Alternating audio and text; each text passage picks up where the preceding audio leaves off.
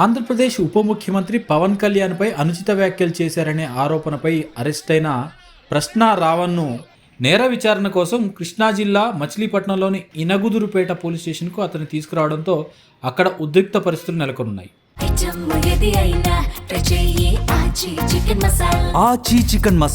తమ నేత పవన్ కళ్యాణ్ పైన అనుచిత వ్యాఖ్యలు చేసిన ప్రశ్న రావణ్ను తమకే అప్పగించాలని, అతనికి సరైన శాస్తి మేమే చెప్తామని జనసేన స్థానిక నాయకులు డిమాండ్ చేయడం విశేషం.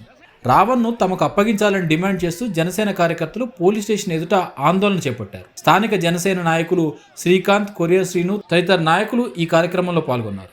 జనసేన నాయకులు మాట్లాడుతూ తమను పోలీస్ స్టేషన్లోకి అనుమతించకుండా మరోవైపు లీగల్ టీం పేరుతో ప్రశ్న రావణ్కు సహకారం అందిస్తున్నారని, అతన్ని తమకు అప్పగించాలని, తమను మాత్రం పోలీస్ స్టేషన్లోకి అనుమతించకపోవడం పైన తీవ్ర అభ్యంతరం వ్యక్తం చేశారు. కొద్దిమంది జన సైనికులు బారికేడ్లను దాటి వెళ్లేందుకు ప్రయత్నించగా పోలీసులు అడ్డుకుని వెనక్కి పంపారు.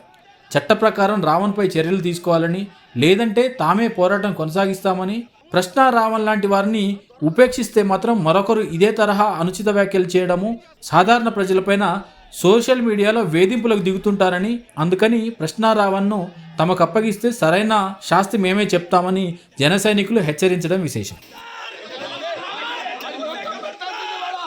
గౌరవ ఉప ముఖ్యమంత్రులు పవన్ కళ్యాణ్ గారిని అనుచితంగా ఈ రావణ్ అనే ఒక యూట్యూబర్ దేనికి పనికి మాలిన యూట్యూబ్లో పెట్టుకుని పవన్ కళ్యాణ్ గారిని దూషించడం, ఈ రోజున కేసు మీద బందరు పోలీస్ స్టేషన్ తీసుకురావడం జరిగింది.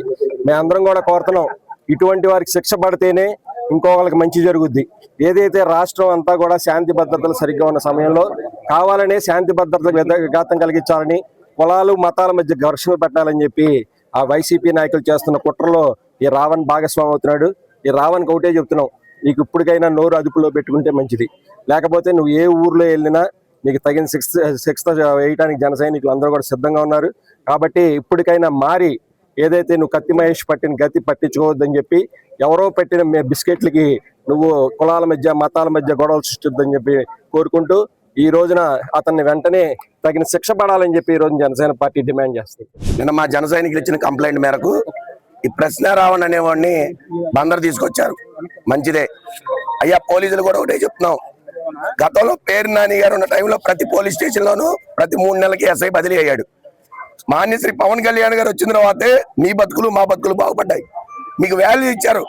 అట్లాంటి పవన్ కళ్యాణ్ గారిని అనాలోచితంగా అకారణంగా గొడవ ఎవరిది? ట్రిపుల్ రఘురామకృష్ణరాజు గారికి దళితులకి గొడవ. ఆ గొడవ మధ్యలో పవన్ కళ్యాణ్ తీసుకొస్తారా? పనికి మాలోడు పిచ్చోడు, ప్రశ్న రావణ్ అనేవాడు పిచ్చోడు. ఆడిని మెంటల్ హాస్పిటల్లో చేర్పించాలి.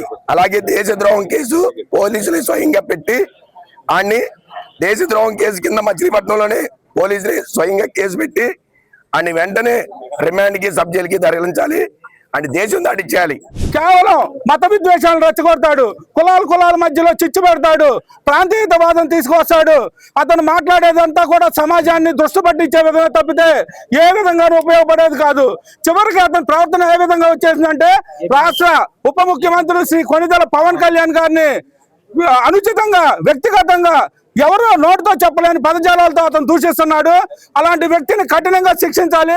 ఒక క్రిస్టియన్ మీటింగ్కి వచ్చి నువ్వు దేవుడి గురించి నేను హేతువాదిని అని చెప్తాడు, ఏ దేవుడిని నమ్మనని చెప్తాడు. మళ్ళీ క్రిస్టియన్ మీటింగ్ దేవుడి మీటింగ్ వచ్చాడు, మళ్ళీ పవన్ కళ్యాణ్ గారి గురించి కూడా అనుచితంగా వ్యాఖ్యలు చేస్తూ ఉంటాడు. ఈ పవన్ కళ్యాణ్ టార్గెట్ చేస్తాడు, లేకపోతే దేశాన్ని విఘాతం కలిగించే మాటలు మాట్లాడతాడు. తన ఇష్టం వచ్చినట్టు వైసీపీ పేటీఎం బ్యాచ్ లో ఇతను ఒకడు. ఇతను కఠినంగా శిక్షించాలి. ఆచి చికెన్ మసాలా.